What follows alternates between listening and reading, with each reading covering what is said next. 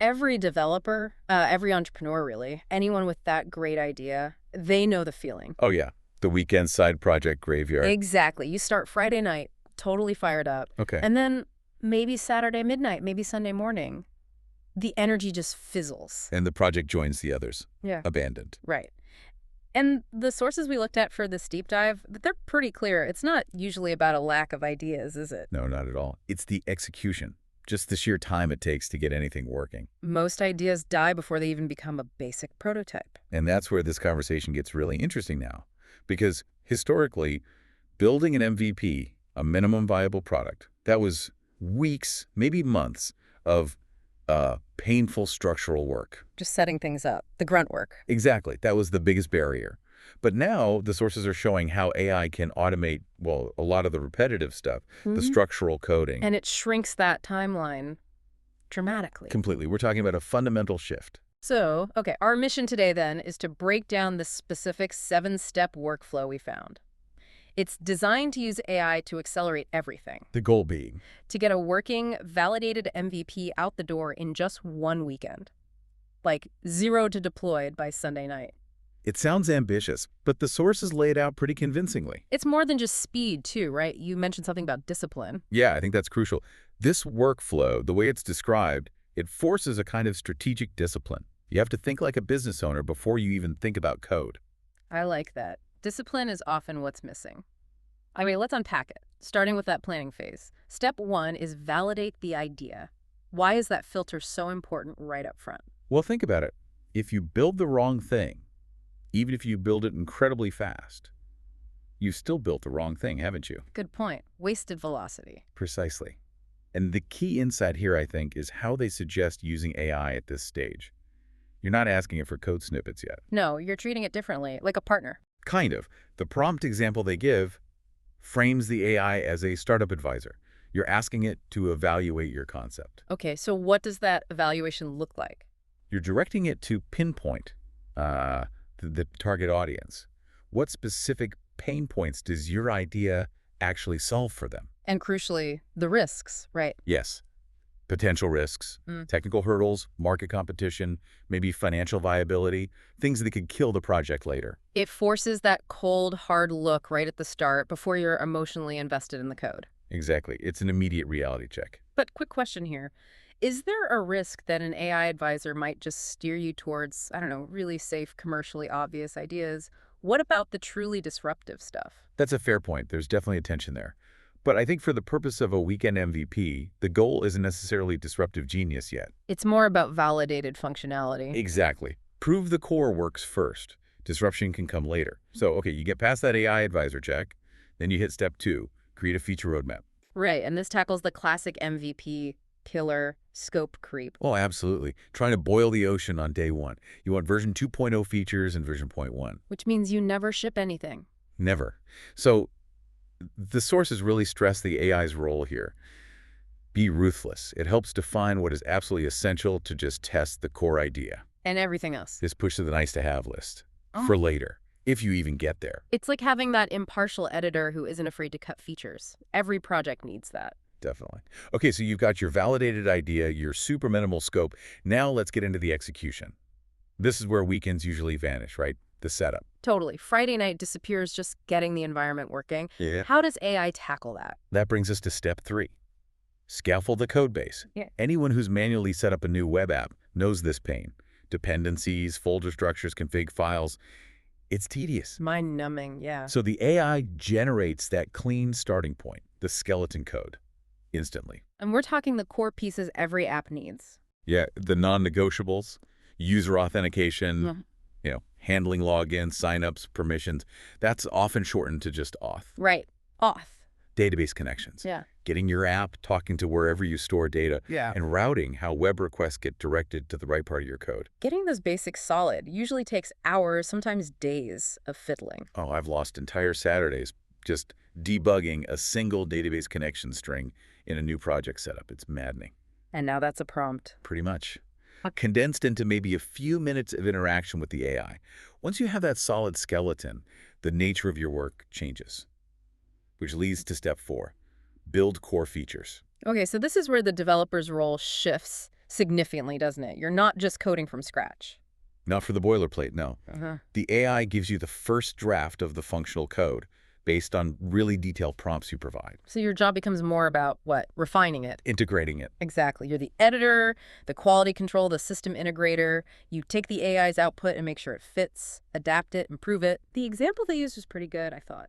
Building a backend for a task manager app. Yeah, using something like Flask, which is a Python web framework, you prompt the AI for the necessary routes, like adding a task, updating it, deleting it. But the key was including error handling in the prompt, right? Critically important, you tell the AI, make sure this handles errors gracefully. You're delegating the mechanical parts of writing that code. So you can focus on the actual logic, the user experience flow. Precisely, which lets you move much faster to step 5. Design a simple UI. The user interface. And the advice here is pretty blunt. Keep it simple, usable, but definitely not pixel perfect. Yeah, if you start fiddling with CSS margins and shadows on Saturday afternoon, you've already lost the weekend. It's about proving the concept works, not winning design awards. Exactly. Does the button work? Can the user complete the core task? That's the focus. So the AI can generate functional front-end components. Like, say, using React. Sure. A React component for that task list. It'll have the add, edit, delete buttons. Basic styling. It needs to work and be understandable, but that's it. No time wasted on perfectionism. Okay, so structure's up, core features are drafted, basic UI is in place. We're heading into Sunday afternoon now. This is often where corners get cut, especially on testing. Which brings us to step 6. Test while you build. And this feels counterintuitive when you're racing the clock, but the methodology insists on it. It's part of that discipline we talked about. An MVP is invalidated if you haven't verified its core function actually works reliably. And AI helps here too, generating tests. Yep, speeds up writing unit tests considerably. But the really clever part in the source material wasn't just asking for tests. It was that specific instruction. Exactly. The prompt included an instruction to cover at least 3 edge cases. Okay. So not just the happy path test. Things like weird inputs, empty fields, unexpected user actions. Right. That instruction forces a higher level of robustness into the code you got earlier. Yeah. Makes the whole thing more stable right out of the gate. It basically automates away the temptation to skip thorough testing under pressure. Turns a common weakness into an automated strength. Which then gets us to the final push. Step 7. Deploy fast. The deadline is looming. Ship by Sunday evening. Deployment. The final boss of weekend projects. Getting the code off your laptop and onto the internet where someone can actually use it. It's so often the bottleneck. Wrestling with server configs, environment variables, dependencies. Suddenly it's Monday morning, and your code is still stuck locally. So how does AI help break through that barrier? It automates the configuration needed for deployment, generating the necessary files. Things like Docker files and docker-compose.aml. Okay, for listeners maybe not familiar, Docker helps package up your app and all its dependencies so it runs the same way anywhere, right? Exactly. It avoids the works on my machine problem. The AI generates the specific instructions the Docker config needed to deploy, say that Flask backend, the React front end, and maybe a Postgres database, all working together. Wow. So it takes the friction out of that entire last mile, from code on your machine to a live URL. It really aims to remove friction across the entire development lifecycle, from idea validation right through to deployment. That's a complete acceleration of the whole process. It is, and it's interesting to see where this kind of thinking is bubbling up. The source material mentioned this workflow was shared and refined within the DV community. Which runs on the forum platform, yeah. Right. It shows these aren't just theoretical ideas. They're being tested and shared in real-world, fast-paced developer communities. That whole ecosystem seems geared towards this kind of rapid iteration. The sources mention some specialized forums, too. Yeah, like the Vibe coding forum, focusing specifically on AI in software development. Or Scale forum, which gets into the nitty-gritty of architecture, cloud stuff, SRE, site reliability engineering. SRE, keeping things running smoothly at scale. Right. And even the DMB-DV community, which is mostly memes and jokes, apparently. Oh, okay.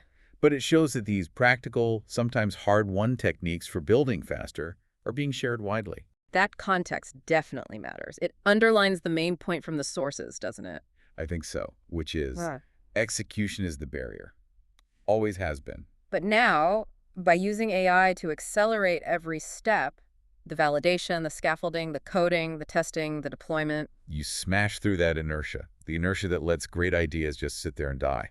And what you get isn't just code, it's a functioning MVP, ready for feedback, real feedback from real users. So the big takeaway here for you listening is that AI is fundamentally changing the job. It's pulling you away from the low-value, repetitive stuff. Less time wrestling with boilerplate code, or figuring out Docker configs from scratch, or debugging basic database connections. And it frees up your time, your energy, your brain power for the higher value work. The creative problem solving, the optimization, really nailing the core business logic that makes your idea special. You're less the person mixing cement and laying bricks, more the architect directing the AI construction clue.